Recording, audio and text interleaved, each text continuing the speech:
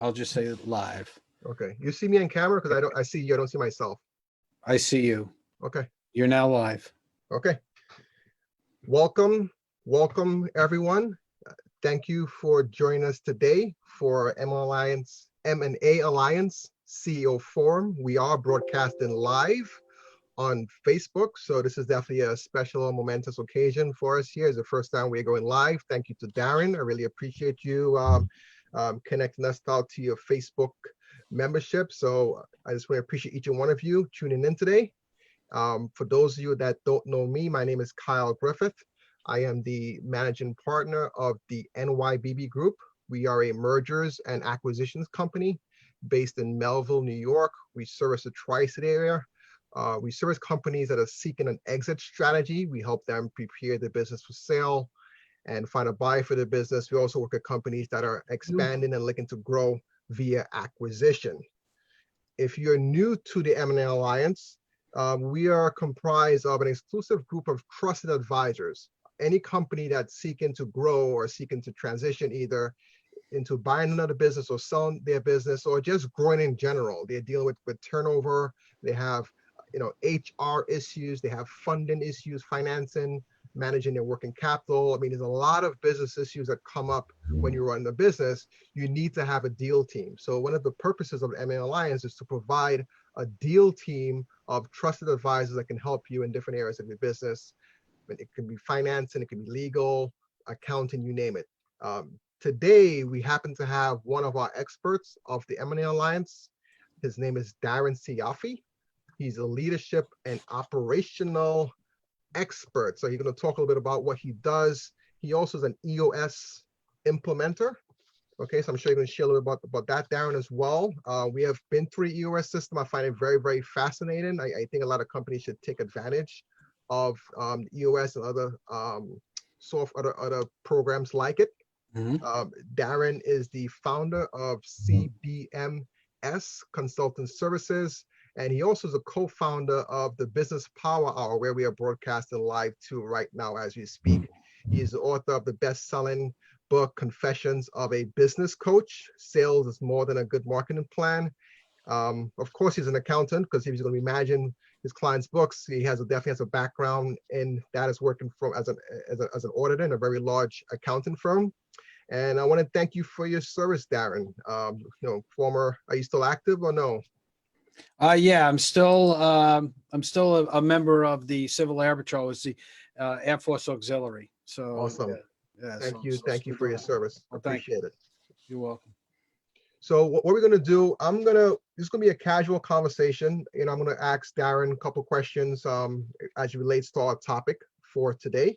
But Darren, just so folks can get a little bit more knowledge and background about you, if you mind sharing a little bit about yourself and your background. I know you have an extensive background in strategic business, strategic consulting and finance and bookkeeping, accounting. You have a long resume. Even you managed to write a book in that entire process. So just mind sharing a little bit about your background and your company.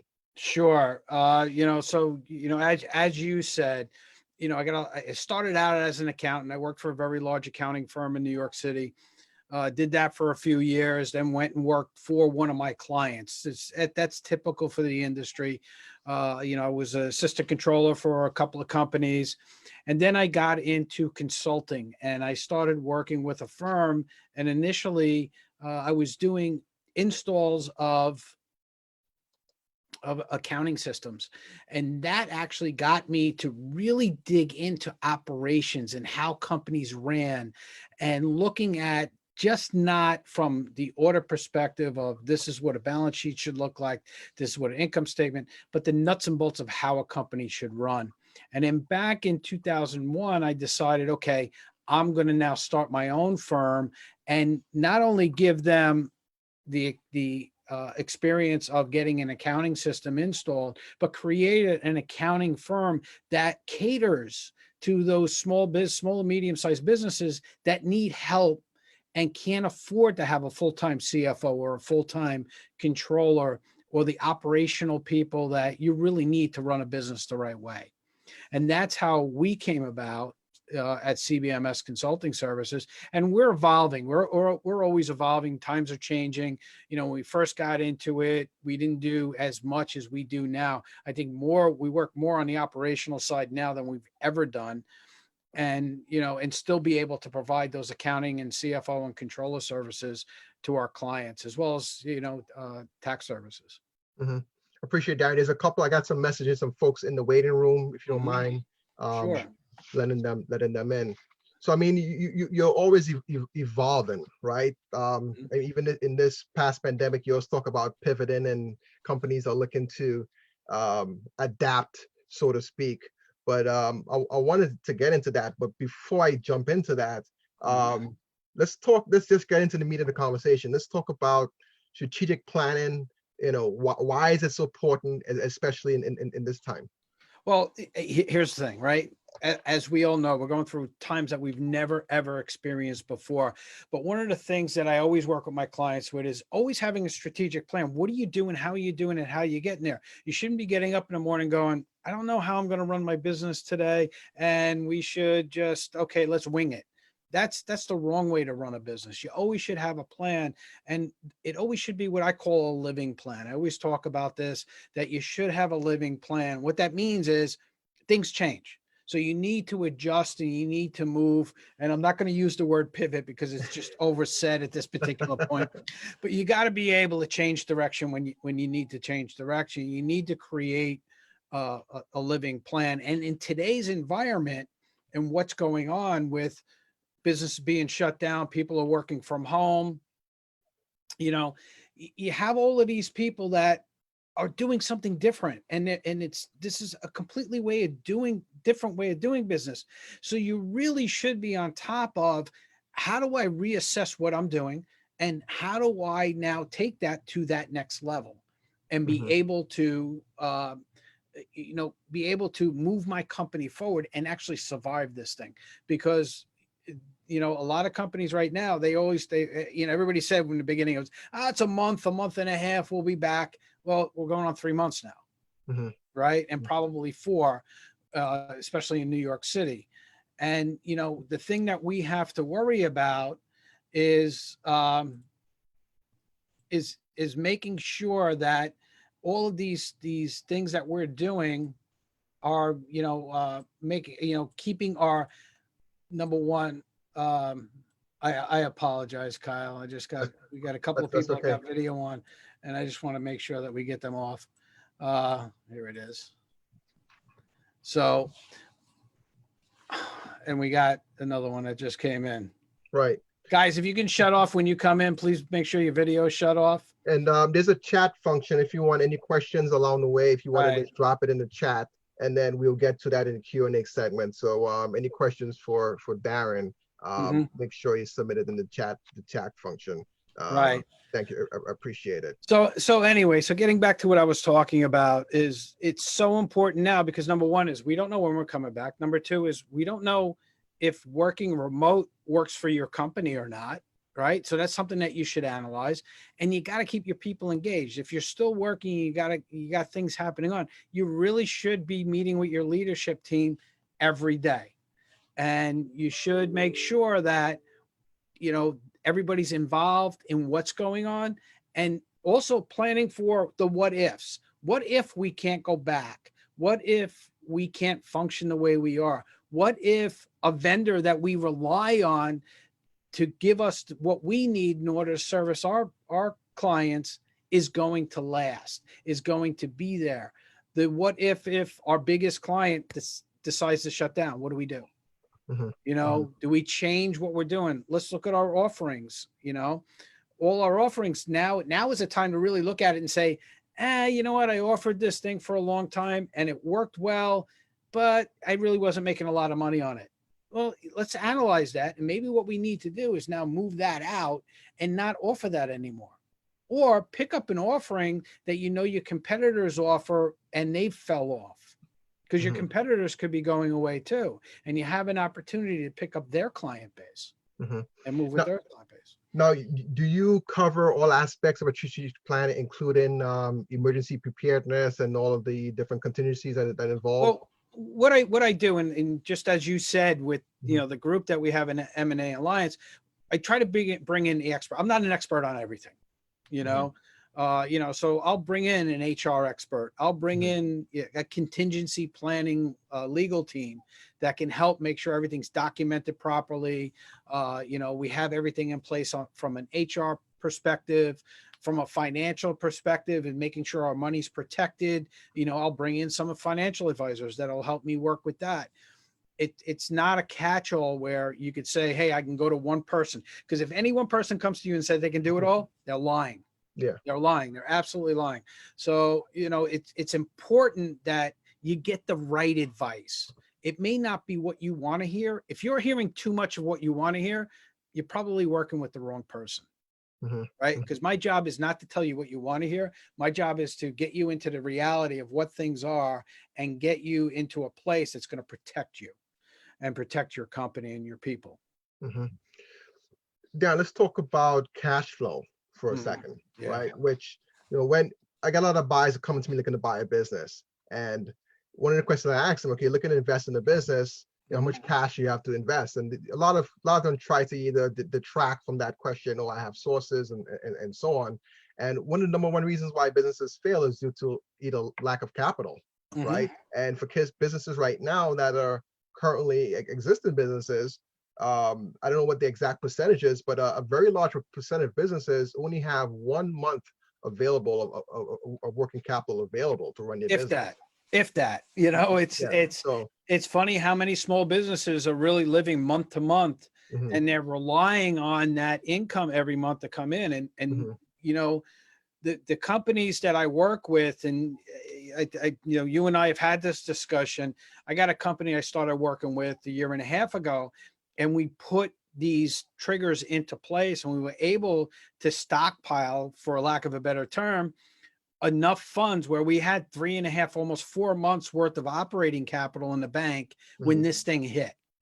So, it put them in a better position, not to say, hey, you know what, we're shutting everybody down. Everybody's, got to go home, and we're not going to, be able to help you.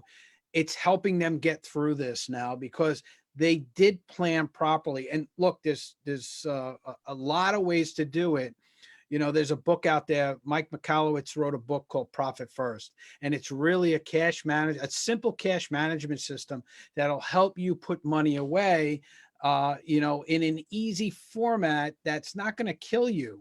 And it's going to let you be able to say, hey, you know what? I can watch my money the right way. I can make sure I have those reserves. And that's basically what we did with this one client. And I have a number of clients that I do this with. That's part of my planning with my clients, is to always worry about what the contingencies are. I'm always worried about not having enough. And I would rather think that way than to be, oh, we got plenty of money in it, so let's not worry about what we're spending or how we can spend extra money. No, you don't want to spend extra money if you don't have to. And that's the key to the whole thing. So, with the PPP, especially now, the SBA just came out with an 11-page document that you got to fill out in order to get the PPP forgiven. An 11-page document. So could you imagine most of these small business owners that got $2,000, $3,000, $4,000, $5,000 for their PPP, filling out this document to get it, get these things forgiven? They're going to go out of their mind. But what you have to do is, with your cash management now, and this is what we're doing with our clients, we're breaking it out. We're taking the PPP money, we're separating it, and you can separate it in a bank account, or you don't have to separate it from a bank account. But what we're doing is keeping separate schedules. We're keeping a PPP schedule, and we're keeping our regular operating cash flow schedule, so we can see on a week-to-week basis what we're spending for the allowable expenses in PPP, and then we have everything else. So we know what our cash flow is. It's just not one number in the bank account. We know this is PPP money. This is what our expectations are to spend it.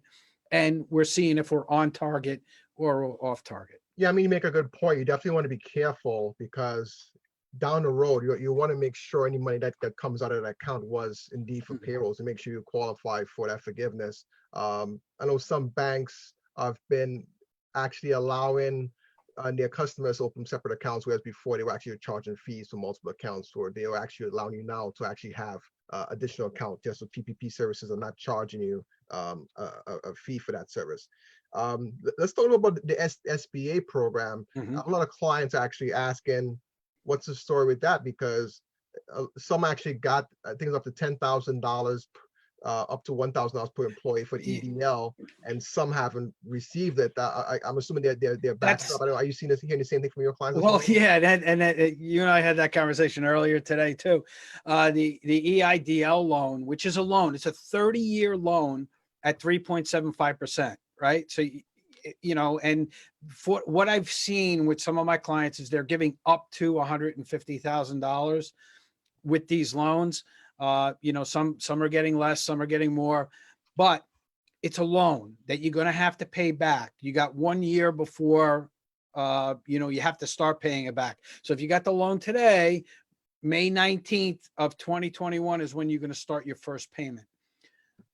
But, what they did was as in anticipation of the PPP taking time and everything else, they said, okay, if you apply for this, we're going to give you $1,000 per employee.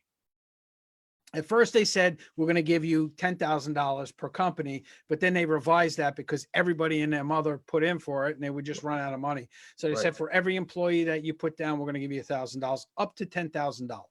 So some companies got $10,000, and that's forgivable. That's, you don't have to pay back. Correct. So, the EIDL is not a forgivable loan. I see Bruce is asking that question. That's the PPP, Bruce. It's two separate things. Okay. The payroll protection program is forgivable. The EIDL is a 30-year note that you're going to have to pay back. And with the PPP, if you don't follow the rules, you have 2 years to pay it back. So, and it's at 1%. So they gave you a break, but you have 2 years to pay it back. So it's very important that you know what the rules are. And if you're not sure what the rules are, you need to hire somebody or get a consultant or get somebody or get your accountant to help you through the process. Because the worst thing that you could do is not pay attention and have to pay this money back. It's not an automatic forgiveness. If it was an automatic forgiveness, they would never say it's a loan. You would never have to sign loan documents. They would just say, here, the money's yours, go away. Right. But that's not what they're doing. Another big issue that I saw, Darren, so they have the PPP program, which was a little bit of a Band-Aid, right? Quite frankly, right? Right. There are some companies that are just maybe not in business. They're not in business. They employ, they're not operational, so to speak. I have one client that reached out to me and said, hey, Kyle, if I am awarded the funds, can I have the bank hold it? Right.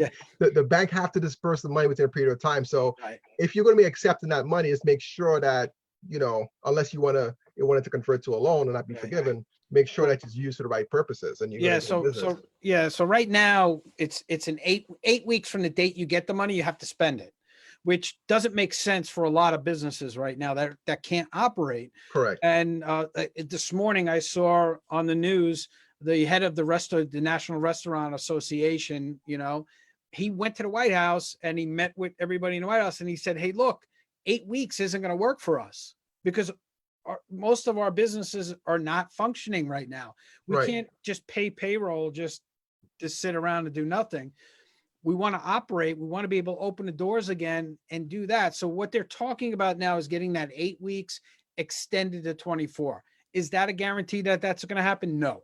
Right now it's 8 weeks. So you got to plan as if it's 8 weeks. It may change. Hopefully it will, because there's a lot of businesses and I have a few of them as clients that are telling me there's no way I'm going to be able to spend 75% of this money on payroll in this 8 week period. I've had conversations with some clients. Actually, there's one prospective client that says that I don't care. It's like, he actually has a string of dry cleaner. He's like, hey, I need the money. My rent, I can't afford to pay my rent. I'm stuck in this lease here, and the landlord is not, being that, helping me out that much. Right. He's like, I'm prepared to pay whatever that interest rate is because I just need. I'm just trying to stay afloat.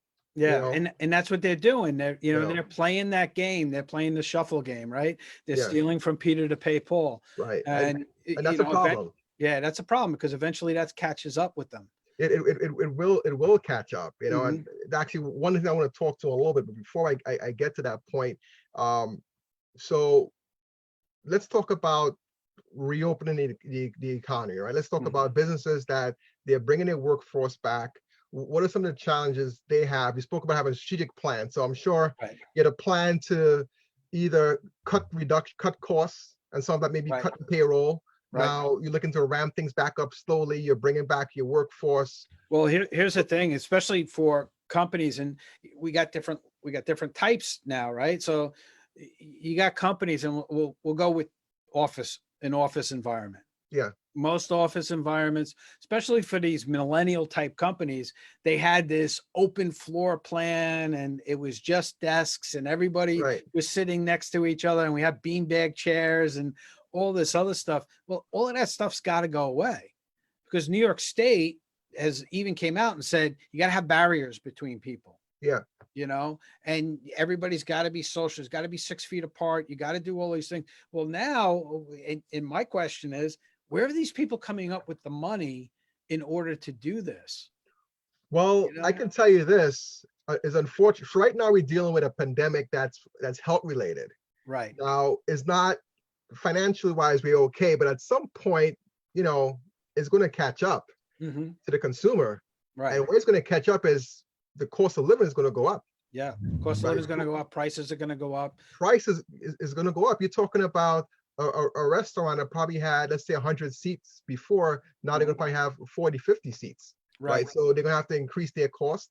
Um, it's unfortunate, movie theaters. I mean, you think about it. So Think about actually, the PTSD effects of what's going on right now with a lot of these people.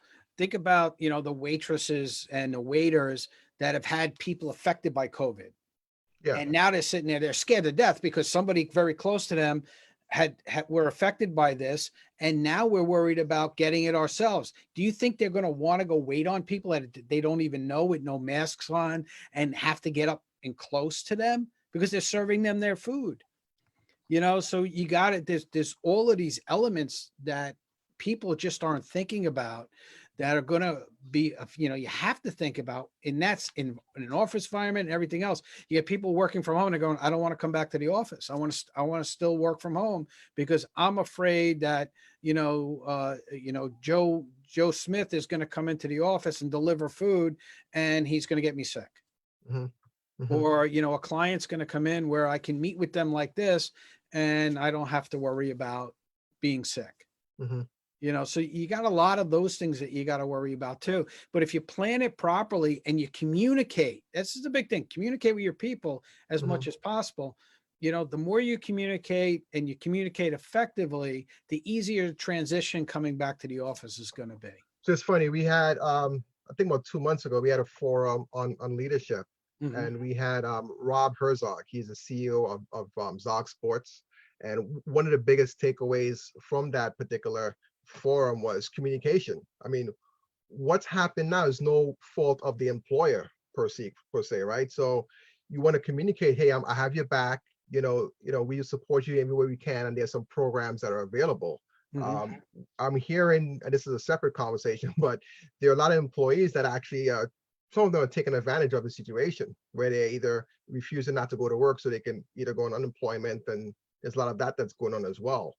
You know, Yeah, and that's but that's actually you brought. I have another client. I have a few right, clients, but right, one of my other clients, they do landscaping, and they have people on unemployment right now that don't want to come back because they're making a lot more money on unemployment exactly. because of this extra $600 a month than they were working on a day-to-day basis.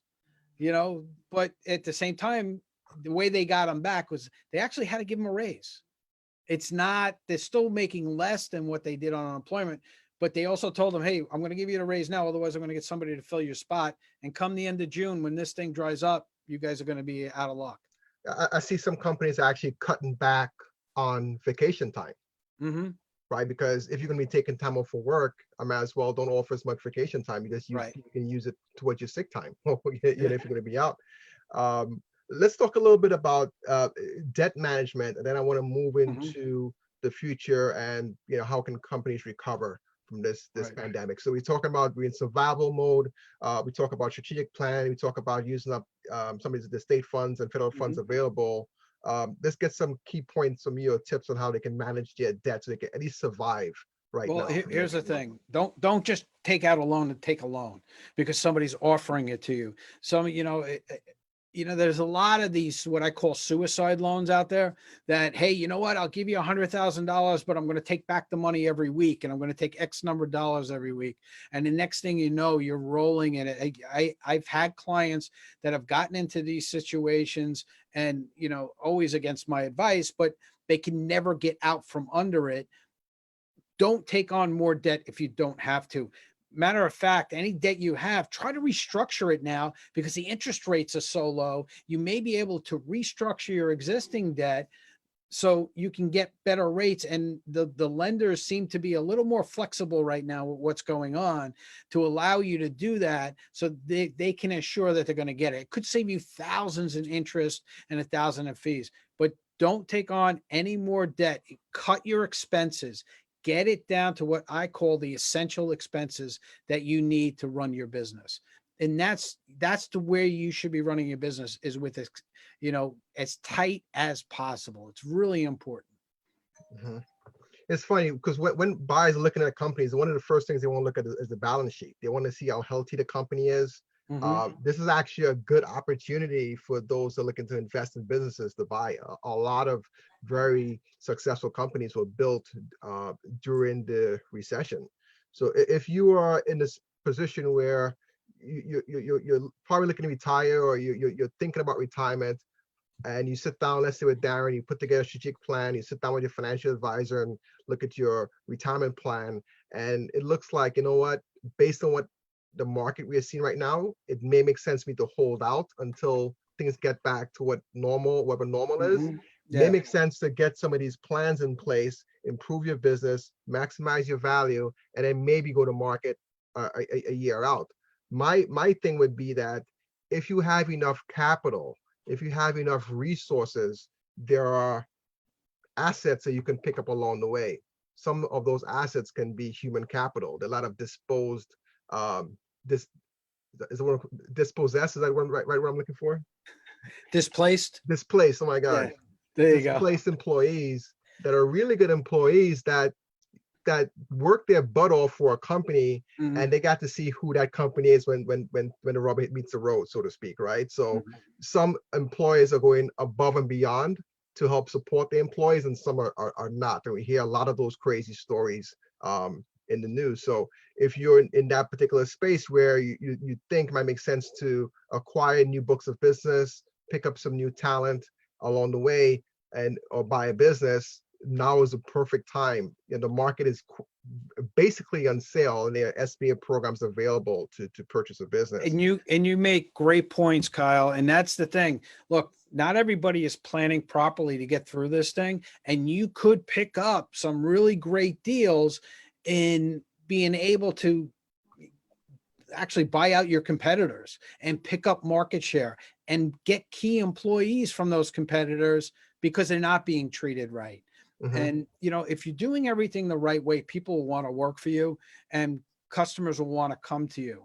You want to look at that 10%. Every vendor is going to lose, or every company is going to lose about 10% of their business to other businesses, because now is the time everybody's scooping in and saying, hey, you know what, they're not taking care of you, I can take care of you better, because everybody's in this crisis mode. And that's when people really pounce and get things like that. So get out there and don't sit there and wait for business to come to you. Always go out and show that you can get it. One last question for you, Dan, before we jump into the Q&A. I see a question from William. We're going to get to that in a few seconds. Let's talk about, we've heard pivot so many times. I'm like, I saw a Samuel Jackson meme with say pivot one more time. You know the word, that expletive that Samuel says. Let's talk about ways that businesses can reinvent themselves and come out on top, hopefully, when things settle down. Well, here's the thing, and this is, it goes back to, being an EOS implementer and being a business coach, is really looking at your company and really finding your core values. and figuring out who you really are. And you may surprise yourself and figure out that, hey, you know what? The things we've been doing, how we've been doing them, and everything else it's different than who we really are. And we could really reinvent ourselves to be something different. And it's not only a good thing to reinvent yourself for your customers and your clients, it's also a good thing to reinvent yourself for you, because you can feel better about what you're doing. Your employees can feel better about what you're doing. It's just not a drag on you on a daily, okay, I got to get up and go to work, got to get up and go to work, got to get up and go to work type of thing. It's now, hey, you know what? I really feel good about what I'm doing. So, figure out your why. You hear that a lot out there, but figure out your why you're doing what you're doing, and really put it out there for yourselves and get everybody on the same page. Work with someone like me, or another implementer. EOS is one of them. I also do EOS isn't the only thing that I work with, because everybody's different and every program is different, and one program doesn't fit Exactly. all, It's true. so, and that's why, over the years I've learned that you can't just take a company and go, here, this is the right system for you. I Because have a pet peeve with business valuations. I could get into that another time. There are a bunch of them out there about the services and solutions, and it's not a one size fit all. Definitely depends on what the goal is for the valuation. right. Let's get to a couple questions here, Darren, if you don't mind. Sure, no worries. So Bill is asking, what are businesses doing about cost for health insurance for employees or for themselves? Okay, so health insurance is part of the PPP forgiveness program, so you can use that as part of the payroll cost, and you can use that in the PPP program. So, if you're getting that money, that's one of the uses that you can use it for. Mm-hmm. Mm-hmm. Thank you. From Jeffrey, what tool are you using for a 13-week forecast? Many use Excel, but I would love to hear what you're using. Okay. Jeffrey, I'm using Excel myself, because there is no tool to really guesstimate. I can't put historical numbers into a program to spit out a cash flow, because there are no historical numbers for what's going on right now. We've never experienced this before. We're using Excel to actually build these sheets out, because they have to be built and they have to be analyzed very differently than your normal cash flow that you're creating. That's the last one we have. Any nuggets you want to leave with us today, Darren? Look, everybody, like I said, everybody is different. Everybody should really look at themselves and see what works for them. What I say here today, you may go, hey, you know what? He makes a point and I can actually use that and do that and go forward with it. Great. Go ahead. God bless you. I'm happy that you could do that. Or you may say, hey, it's not for me. And it may not be for you. But find what's right for you. Don't just jump into, and you're seeing this right now. They're all over the place. They're all over the internet. You got all these people going, I'm a coach. I can teach you. I can get you through this. I can do this. Really get down and figure out what's right for you, and then analyze who you can work with the best. Because if you don't do that, and that's part of, it's a big part of what I do in the very beginning, is really learning my client. Because if I don't know who my client is, I can't help them. Because me coming in, I want to do it my way, my way isn't going to work for Kyle. I got to figure out who Kyle is before I can help Kyle. Correct. I got a question here from Bruce. I don't know if you could respond to this one. It has to do with real estate and people working from home. The question is, what type of changes do you think the real estate developers and property managers are going to have to go through now that people can make the claim that they are more productive working from home? These people were worth millions and now they aren't. Well,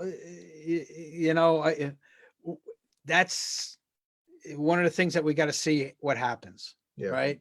How many of these offices are going to come back?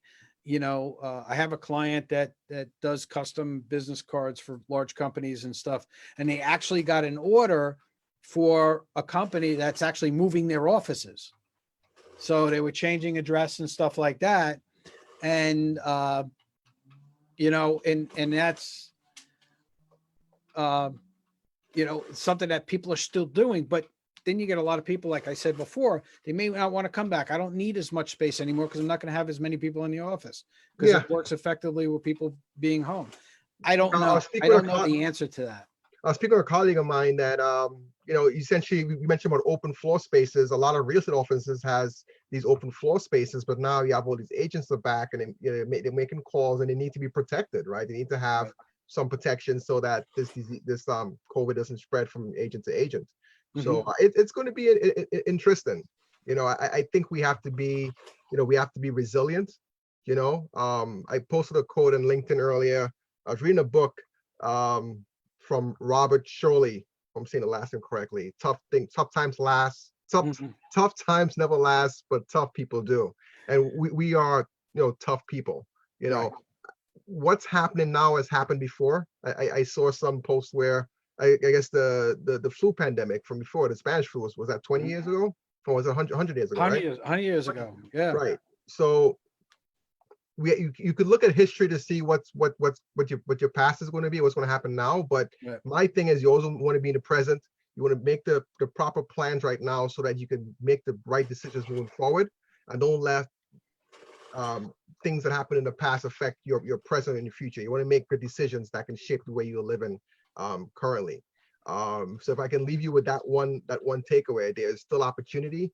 You just have to figure out what's the right option for you next. So, hey, Darren, I really appreciate you taking the time out to sit down and chat. Or we definitely want to have a follow up because there's a lot of stuff that you do that Mhm. we can talk about all day today. So I Yeah, appreciate exactly. you know Exactly. and you do have a radio show, right? You have Yeah, we do. We have a so, internet podcast that we do. I do it with the Music Man. It's called the Business Power Hour with Darren Music Man, and it kind of goes to the question that William Bell put up. You mhm, know, tune in Wednesday nights at 7 p.m. on Facebook. Look up the Business Power Hour.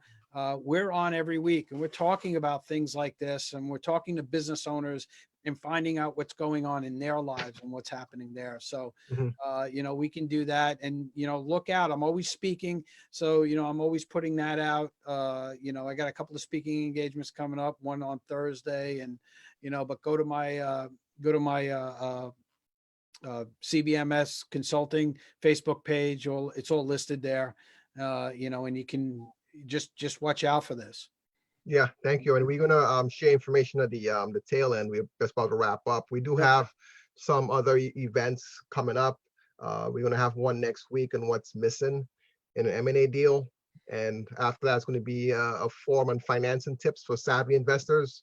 We're going to talk about employment and law issues after that, and then exit options for business owners. So we have a full program. And if it's a topic that you'd like us to discuss, send it in the chat or send us an email, and we can definitely get that covered. So Bill, I would advise you to tune into Darren's show tomorrow, and we're gonna have some workshops available for folks that are looking to invest and buy businesses. So we're gonna add that to the schedule at some point. But that's all we got, folks. Hey, Darren, I appreciate you and your time. The recording for this will be sent out, so you get a chance to review it. You can visit our social media channels as well, and our YouTube channel that will be posted there. Darren, you also want to share your website and how folks can get a Mhm. hold of you? Yeah, so people can get a hold of me. They can go to www.cbms.co. That's .co. All right. They can also, as you see behind me, we have another website called grademybusiness.com. And grademybusiness.com, you can go on there and actually take a test to kind of give you an idea of how your business is doing. It's a free test. There's no obligation. Nobody's going to chase you down and try to sell you something. But it's a way for you to kind of look at your business at it from a different perspective and get an idea in 6 key areas of your business. So that's another way you can do that. But you can go to my website, you can go to Grade My Business, and you can get in touch with me that way. Yes, yes. And then you also visit the MAAlliance.com. That's DMAalliance.com for a full list of speakers. And you could get in contact with anyone for any other opportunities that you need services for. Darren's information is listed there as well if you need a direct link to his website. thank you again Right. for Thank you, attending our Kyle. CEO forum. Darren, I appreciate you as well joining us. And thank you Yeah. for inviting me. I had a fun time tonight with you. Of You know, course. we went a little bit longer than you wanted. Well, I plan on doing a little bit longer because you have a lot to cover. It's you know, it's tough to put everything in that in 30 minutes, especially the topics that we are covering. So Mhm. next time we do it in person, we come out to your studio there, Yep. and you know, we can do it at your studio. So Exactly. but thank you once again. Once again, it's Kyle Griffith. I'm the founder of this M&A Alliance, a part of the MIBB Group, which are the sponsors for this particular forum. And you need to get a hold of us. You can reach us at the MNAalliance.com. Thank you, everyone. Be well, be safe. And Memorial Day weekend is coming up. I hope you have some fun indoors. Quarantine times. Take care, everyone. Bye. Good night, everybody.